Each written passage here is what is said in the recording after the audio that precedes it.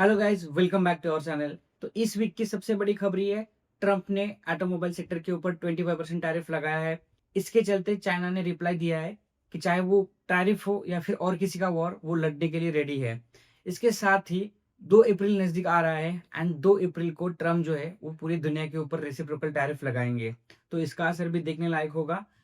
And इसके बाद सबसे बड़े न्यूज़ है, 5 साल के बाद इंडियन स्टॉक मार्केट में small cap and mid cap index में 8 से 10% की रैली देखने के लिए मिली है।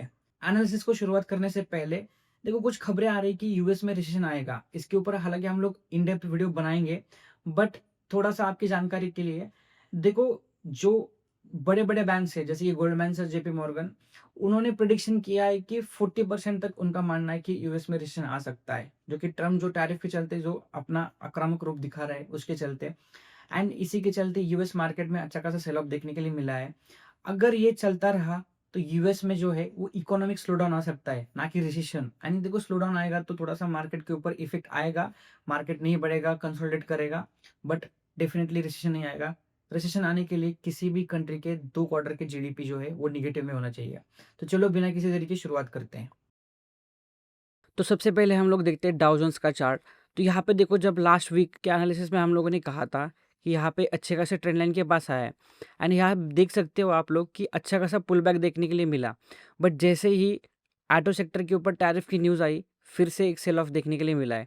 अभी यहाँ पे एक चीज़ देखो, अगर ये डाउ जोन्स जो है ये ट्रेंड लाइन का ब्रेकडाउन देता है तो अच्छा खासा लोअर लेवल का जो टारगेट है यहाँ पे ओपन होता है एंड हम लोग को एक बड़ा सेल ऑफ देखने के लिए मिल सकता है।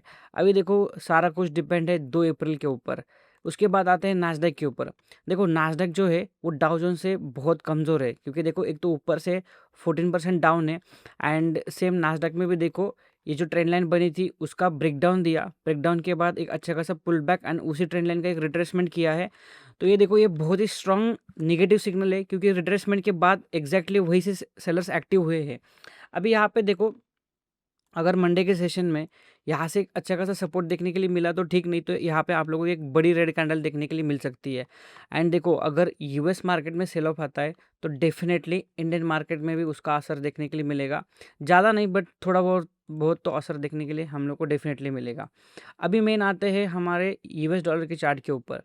अभी यहाँ पे देखो, लास्ट 3-4 वीकली एनालिसिस में लगातार मैं कहते आ रहा हूँ and specially last weekly analysis में कहा था कि यहाँ पे हम लोगों को एक head and shoulder pattern form हो रहा है एंड अगर इसका ब्रेकडाउन होता है तो आपको पहला सिग्नल मिलेगा इंडियन मार्केट की तेज़ी के लिए।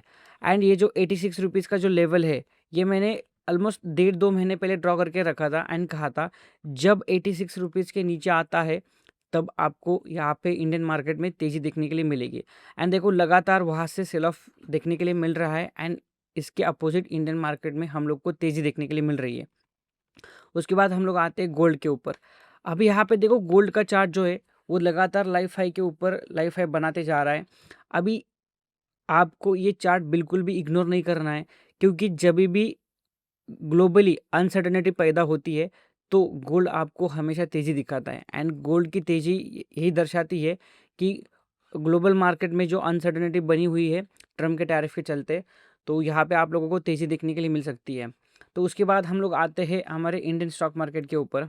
अभी यहाँ पे देखो, ये निफ्टी का चार्ट है। अभी तक तो जितने भी लेवल्स हम लोगों ने ड्रॉ करे थे सब लेवल्स फॉलो करे हैं एंड इसके बाद देखो, यहाँ पे एक अच्छा खासा जो सिग्नल मिला था हम लोगों को, एक पुल बैक के बाद कंसोलिडेशन एंड यहाँ पे कहा था कि देखो, ये मंडे के सेशन में अगर बाइंग आती है तो आपको यहाँ पे अच्छा खासा निफ्टी में रिकवरी देखने के लिए मिल सकती है एंड वही हुआ। लगातार back to back green candle देखने के लिए मिले हैं एंड जो प्रीवियस स्विंग था एग्जैक्टली वहीं पे जाके हम लोग को पॉज देखने के लिए मिला है। तो अभी यहाँ पे देखो, अपसाइड या फिर डाउन साइड की जो मूवमेंट है वो टोटली यूएस मार्केट के ऊपर डिसाइड करती है। अगर यहाँ से आप लोगों को अगर सेल ऑफ देखने के लिए मिल सकता है तो फिर से 23,000 लेवल जो है एक साइकोलॉजिकल सपोर्ट लेवल है, यहाँ तक आपको निफ्टी आता हुआ दिखाई देगा अगर यूएस मार्केट को फॉलो करता है तो। नेक्स्ट है बैंक निफ्टी। बैंक निफ्टी में देखो, लास्ट टाइम भी कहा था कि बैंक निफ्टी जो है अगर रिकवरी मोड पे आएगा तो निफ्टी का आउट परफॉर्म करेगा, क्योंकि बैंक निफ्टी जो था वो पहले से ही निफ्टी को आउट परफॉर्म कर रहा था। अभी यहाँ पे देखो, जैसे ये ट्रेंड लाइन का ब्रेकआउट आया, आपको सेम लगातार back to back grade candles दिखाई दे। जो प्रीवियस स्विंग हाई था एग्जैक्टली उसी लेवल पे जाके बैंक निफ्टी क्लोज हुआ है एंड यहाँ पे भी देख सकते हो, अगर निफ्टी जो है वो नेगेटिव क्लोज हुआ है, उसके मामले में बैंक निफ्टी पूरा फ्लैट क्लोज हुआ है। तो अगर मंडे को यूएस मार्केट को साइड में रख के अगर इंडियन मार्केट में तेजी आती है तो बैंक निफ्टी आपको यहाँ से ब्रेकआउट देखने के लिए रेडी हो जाएगा। एंड यहाँ पे देखो नेक्स्ट टारगेट जो है वो 54,000 दिखाई देगा, एंड वो भी बहुत ही कम टाइम में आएगा अगर मार्केट सपोर्ट होता है तो। नहीं तो फिर से आप लोगों को यहाँ पे एक थोड़ा सा सेल ऑफ देखने के लिए मिलेगा या फिर पुल बैक देखने के लिए मिलेगा, ऐसा कह सकते हैं। देन उसके बाद हम लोग देखते हैं निफ्टी एफएमसीजी। अभी देखो निफ्टी एफएमसीजी में स्पेशली मैं खुद यहाँ पे एक इन्वेस्टमेंट की राय दी थी, वो भी म्यूचुअल फंड के लिए। मतलब ये मेरा एनालिसिस था, कोई भी बाय सेल रिकमेंडेशन नहीं है। तो यहाँ पे देखो ये पहला कोविड लो था, ये सेकंड कोविड लो था, एंड ये थर्ड टाइम ये ट्रेंड लाइन के पास आया है। एंड जब ये बुलिश ग्रीन कैंडल फॉर्म हुई थी तभी कहा था कि यहाँ पे हम लोगों को एक अच्छा खासा रिवर्सल देखने के लिए मिल सकता है। एंड देखो बैक टू बैक जो 2 वीक है लगातार इसमें बाइंग देखने के लिए मिल सकती है। एंड देखो नेक्स्ट टारगेट जो होगा वो 58,500 एंड फिर जो अपना लाइफ हाई है वहाँ पे जाएगा। अच्छा खासा करेक्शन देखने के लिए मिला है। तो यहाँ पे एक अच्छे खासे एक स्विंग बनता है। देन उसके बाद नेक्स्ट आता है mid cap index and small cap index. तो देखो सबसे पहले हम लोग देखते हैं स्मॉल कैप इंडेक्स। अगेन सब जितने भी हम लोगों ने इंडेक्स एनालिसिस किए हर एक ने अच्छे खासे लेवल्स फॉलो करे हैं। अब यहाँ पे देखो जब इसका ब्रेकआउट आया सेम वन वे जो 5 साल के बाद इतनी बड़ी तेज़ी देखने के लिए मिली है, एक वीक के अंदर 8% का इंडेक्स उछला है। एंड फिर उसके बाद निफ्टी के सेल ऑफ के बाद एक अच्छा खासा पुल बैक देखने के लिए मिला है।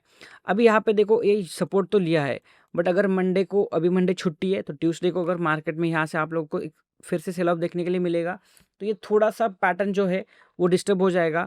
यहाँ पे अगर बाइंग आती है एंड प्रीवियस हाई का जो ब्रेकआउट देता है तो आप लोग को नेक्स्ट टारगेट जो है वो सीधा 17,000, मतलब मैं लेवल के हिसाब से बोल रहा हूँ। यहाँ पे आप लोगों को 4 से 5% की उछाल देखने के लिए मिल सकती है। उसके बाद है mid cap index, same chart है डिक्टो कॉपी।